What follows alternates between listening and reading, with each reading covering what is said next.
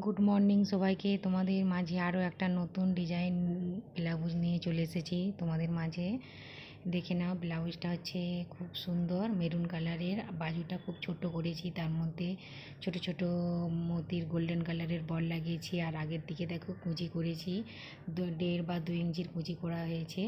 তো যেহেতু এটা হচ্ছে ফ্যান্সি শাড়ি বা অর্গেঞ্জা শাড়ির সাথে পরা হবে এক পাল্লা করে, তো দেখতে অনেক সুন্দর লাগবে, সেই কারণে কুচিটা দেওয়া।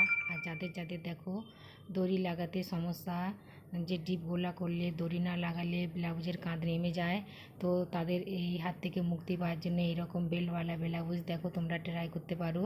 তো এটা হুক লাগানো, আর সবসময় এটা মনে রাখতে হবে যে যেদিকে পিন আপ করা হবে শাড়ির সেদিকে এই হুকের ঘরটা রাখতে হবে, আর অন্য দিকটা সেলাই করে দিতে হবে।